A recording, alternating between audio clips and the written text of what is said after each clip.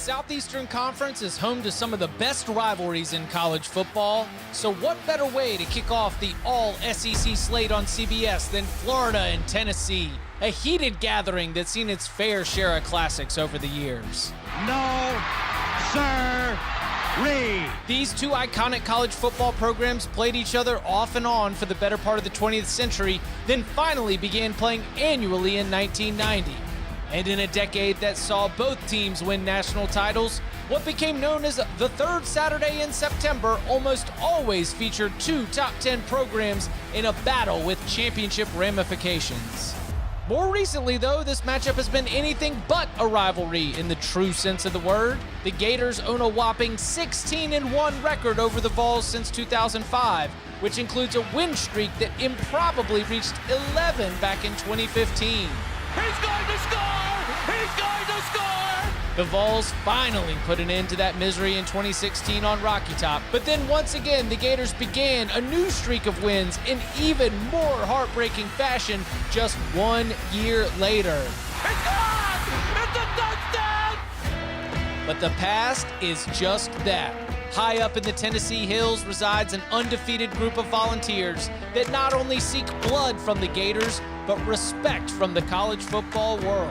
And with one ranked win already under their belt, the Vols look primed to end Florida's 5-game winning streak in the series and perhaps enter the college football playoff conversation. But the Gators have different plans. Billy Napier, who is getting his first taste of this rivalry, is going to need his quarterback Anthony Richardson to be at his best to outduel Tennessee quarterback Hendon Hooker and the high-flying Volunteers offense.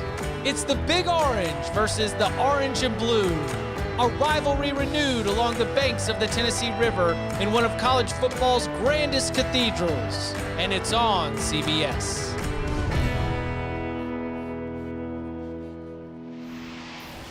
And somebody extremely familiar with this rivalry, Brad Nessler, going to be on the call for, 8th or 9th time in this rivalry, Brad. And you've got a Tennessee program that's kind of teased us a few different times over the last decade or so.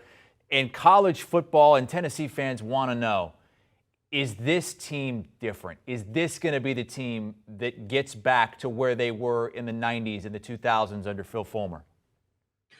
I think so, Chris. I started to believe, last year when we went up and did Tennessee and Josh Heupel in his first year. I think they believe in Josh. I think they believe in the team. Last year they got better as the season went along. Finished with 7 wins, and that was good enough for the Tennessee fans. That's not good enough now because they got a little taste of it last year. But I think what he's done, putting that team together, getting his offense instilled in there. They've improved, defensively too. But when you're talking about 52 points a game, that's hard to beat. And they started kind of like this last year too. And then they ran into Georgia and then things kind of went south. But I think this one's for real. Hendon Hooker is the real deal. Gets the ball out in a hurry. He's got a bevy of receivers. Now, Cedric Tillman might not be in the lineup, and that'll be a big chunk that takes away from their offense. But with the guys they've got, including that guy, Jalen Hyatt, who I think is going to be one of the keys to the ball game. They're fun to watch, and I think that's the key. They were so boring for a while, and during this 5-game losing streak, not last year, but prior to that, they just weren't exciting. And, when you want to get 102,000 people into Neyland Stadium and get the fan base behind you, they needed something like Josh Heupel's offense, and they've got it now. And, I think they're improved on defense, too. And so it's going to be a lot of fun. I think they'll put up a lot of points. I don't know if Florida's going to hold up their end. We'll have to wait and see. Yeah, Gators have really struggled after that win against Utah. They lose at home to Kentucky. They darn near lose to South Florida last week. Anthony Richardson still has not thrown a touchdown pass this season. So who are the Florida Gators right now? Man, that's a great question, and I don't know yet. I hope they're the team that we saw against Utah, because they were sensational in that game. And Anthony Richardson, he was the guy that everybody was screaming about last year. Get Anthony Richardson in there, and Emory Jones, get him out of there. They win that game against a 7th-ranked Utah team. Richardson goes for 106 yards rushing, complete 17 passes, which was his career high. Since that time, 24 completions over 2 games and 28 yards rushing. So will the real Anthony Richardson still please stand up? But he's got to come and play like he did against Utah, because he was the next coming of Cam Newton, and everybody jumped the gun. Well, tap the brakes on that whole thing, because the last 2 games, as you said, no touchdown passes, 4 interceptions. They play like that, and it's not going to be a good day for them. Their running game, though, is key, I think, and that's going to be a big part of it. And their defense, they've got to lean on their defense. I think in the back end, Trey Dean, I think, is their best player. Brenton Cox off the edge as a rusher, I think he's going to be key in the game, and they better hope they can at least control the ball a little bit and maybe time of possession and keep Tennessee's offense off the field. Yeah, that's not going to be the last time you talk about the quarterbacks in this game, but for X factors, you're going to that Florida defensive side of the ball. Who is going to be that X factor for the Gators in this game? I think it's going to be Brenton Cox, their edge rusher. He played unbelievably against Utah, had a career-high 10 tackles in that game. He played well against Tennessee a year ago. He's the guy that came over from Georgia as a transfer. He's got to put pressure on Hooker if they're going to have any chance, just to get him off his mark. You see him there against Levis, against Kentucky. And he had a good game against Kentucky, even though it was in a loss. But he's their key, number one, I think. When he gets pressure, then the back end with Trey Dean and those guys can help to clean up a little bit.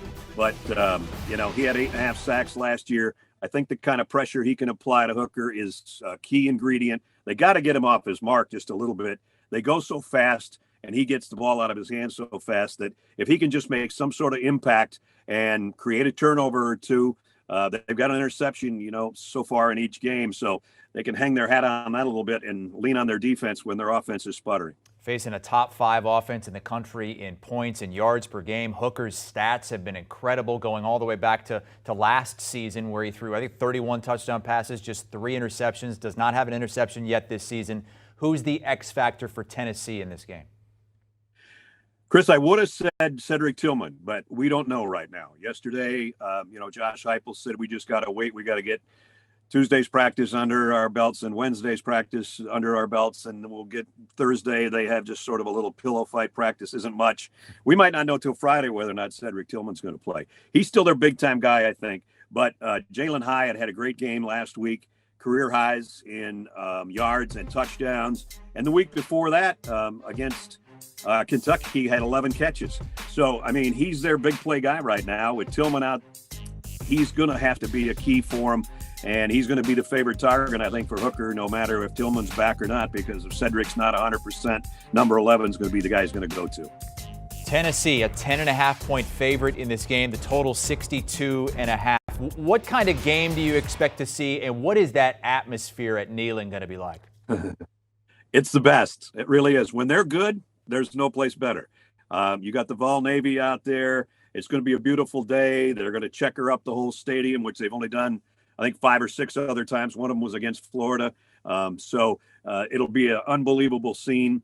As far as how the game goes, I'm going to look.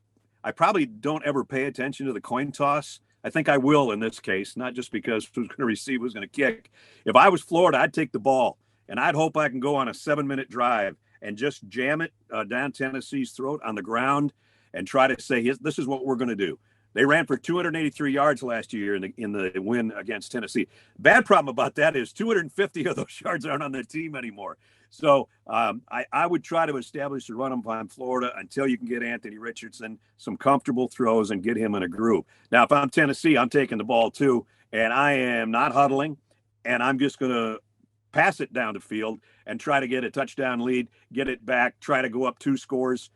That's just the way I think it's going to go. I think it's going to be a running game against the passing game, and usually whoever ends up with a better running game ends up winning the game. I don't think that's necessarily going to be the case on Saturday. Brad Nessler's got the best job in the world, and he knows it better than anybody. He'll be with Gary Danielson and Jenny Dell once again on Saturday. Rocky Top, Tennessee and Florida. Good luck on the call, Brad. We'll hear that a few times, Chris. Oh, yeah. We'll see you Saturday, man. Yeah, all right. 3:30 Eastern on CBS. Florida's won 16 of the last 17 games against Tennessee. The only Tennessee win in that span back in 2016 at Neyland Stadium. Up next, more on this monumental matchup in the SEC East. Chip Patterson and Barrett Sallee join us with a look at the atmosphere and how that's going to affect the Gators coming up. Florida has beaten Tennessee 16 of the last 17 times, and that is not lost on the rabid Vol fans. Neyland Stadium going to be a hornet's nest on Saturday, 100,000 plus. Going to try to watch Tennessee prove they're a contender in the SEC East. Here's what Brady Quinn had to say about that environment yesterday. I've been to Neyland Stadium. I've played there. That is the loudest place I ever played. I swear to God, our center turned around on third down in the third quarter, and he looked at me. He's like, the ball's moving. It was so loud. No one outside of my guards can even hear me under center. It's going to be a tough environment to play with the way Tennessee and Hendon Hooker have this thing going on. Place is going to be jumping on Saturday, 3:30 Eastern on CBS. Barrett, Sallee, Chip, Patterson here. Fellas, last week we were talking about that Penn State going to Auburn and what Jordan Hare was going to be like and how difficult that's going to be, how loud that place is going to be. We just talked to Brad Nessler, who's going to be on the call, Barrett, and he said when Tennessee is good, no place is better than Neyland. What's it going to be like Saturday? Yeah, it's going to be raucous. You know, when Tennessee is good, that's the disclaimer, and that's the caveat, is that even when they did fill it up, even when it was loud under Butch Jones, they kind of knew they weren't that good. They feel it with this Josh Heupel team. They feel it like they can be a power in the SEC East. And for those who have not been to Neyland Stadium, when it's rocking, it's difficult because that place, unlike some places like the Rose Bowl, Neyland Stadium is straight up. I mean, they are on top of you, and they let it be known if you're the other team, if you're the opposition, how dangerous they can be. So it's going to be one of the best SEC atmospheres we've seen all year. And I think for Tennessee, it's sort of a re-announcement, so to speak, that they are actually a contender in this SEC championship race. Yeah, the flagship university in a football-crazed state in the heart of SEC country. Making the pilgrimage to Knoxville 7 times a season is something that a lot of people do, as they can fill up Neyland even in those years when they're not competitive. I've covered games there. I've been welcomed onto multiple boats in the Vol Navy. I've been to Calhoun's. Like, I understand that this is one of the most unique environments, and with Florida in town, I mean, this is a program, a team, a fan base that can sense a revival of when this was a rivalry. Because you mentioned it, Chris, 16 out of 17 is not a real rivalry. And bad Florida teams have found improbable ways to be able to beat Tennessee throughout this long streak. And I think that this is a point where Tennessee has to know that in its second year under Josh Heupel, it's at least a year ahead of where Florida is in year one with Billy Napier, and the chance to snap the Gators' winning streak has never been better. A couple of weeks ago, you might have looked at Florida as kind of a toss-up in this game. After the win against Utah, Anthony Richardson was among the Heisman favorites, knocking on the door of the #1 pick in next year's mock drafts on our site. Where are we with Richardson now, Barrett? Well, I think we realize that he is a runner, but he's not a passer. Even after that Utah game, he didn't throw a touchdown. He really wasn't efficient in the passing game. He did all of his damage on the ground, and I think that maybe got overlooked with the Week 1 Anthony Richardson madness, because the last 2 weeks, he's basically been the exact same guy as a passer. Now, he has been banged up, so they didn't run him all that much, and that has been the problem. So I think with Anthony Richardson, we just sort of got caught up in the hype. Look, we talk about the Heisman, the September Heisman all the time. I remember Geno Smith for West Virginia won the September Heisman, and then the rest of the year, he was terrible. I'm not saying Anthony Richardson is going to go that route, but what we've seen from him through the air, even when we were all talking about how great he was, it really was only because of his legs. Yeah, I think we're seeing a learning curve right now for this Florida offense. I think that you've got still a while to go before you really feel like everyone in that group is all on the same page. Everyone is all seeing the same thing. Some of the responsibility for the accuracy issues absolutely is going to be at the hands of Anthony Richardson. But I think this wide receiving core as well has not quite gotten into rhythm. And Billy Napier does not believe that he's got an offense that is clicking the way he envisioned. You know, there are some, especially those who transferred over from Louisiana with him, Montrell Johnson, Osiris Torrance, among them, that they understand what Billy Napier would like to see out of this offense. But ultimately, we are dealing with a group, quarterback, wide receivers, tight ends. It just does not look like this group is very much in sync when it comes to the passing game. They have spent time mixing it up in terms of the way that they prepare, the way that they study film this week. we will see against Tennessee whether it's paid off in everyone being on the same page. Compare Richardson's numbers to Hendon Hooker's numbers, and it is eye-opening. Chip, why doesn't he get the shine that some of the other top quarterbacks in the country get?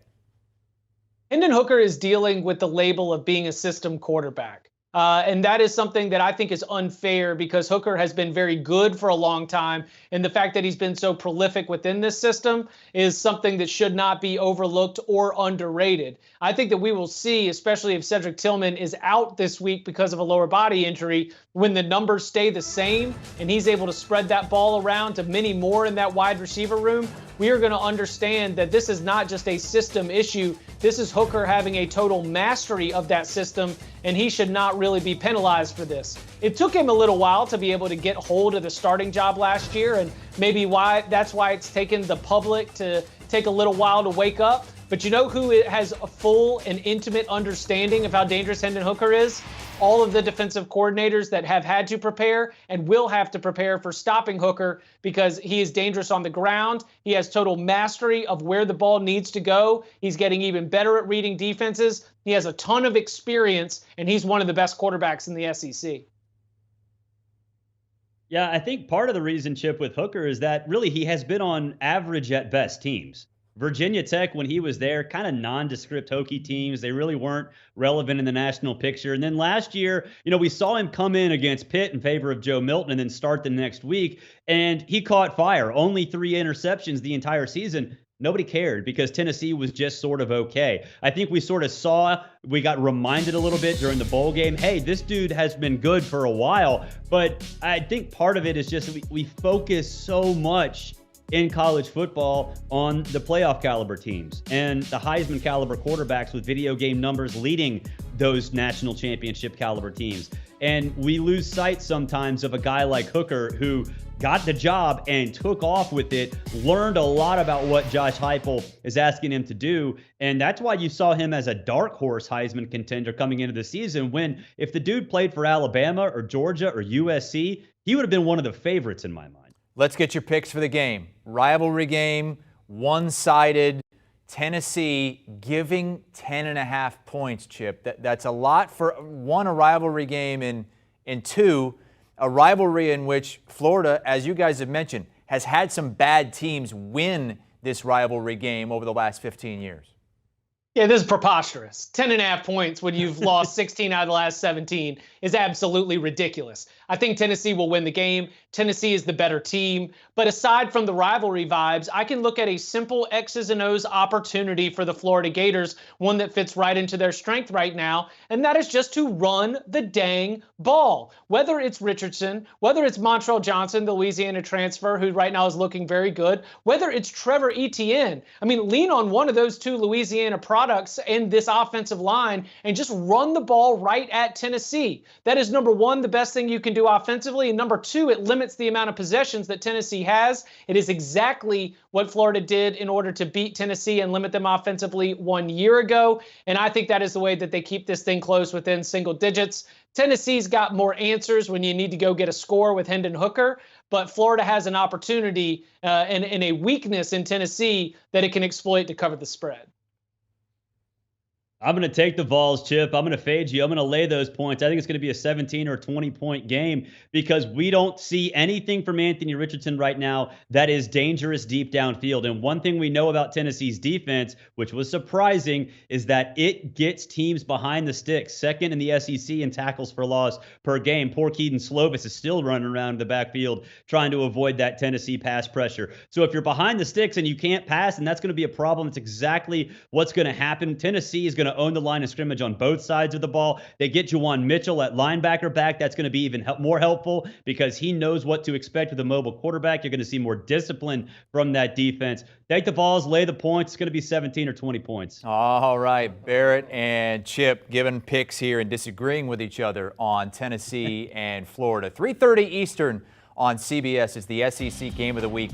Winner of this game in the running for the SEC East Championship, though Florida already has that loss to Kentucky, and Georgia looks like, once again, the best team in the country. But winner can say, hey, we might be a contender this season. CBS and streaming on Paramount Plus, and the latest Cover 3 podcast. We got this rivalry game this week between Florida and Tennessee. A lot of talk on the latest Cover 3 about a rivalry that's coming to an end, unfortunately. Bedlam is going to be done when Oklahoma goes to the SEC. Those guys discuss it on the latest Cover 3.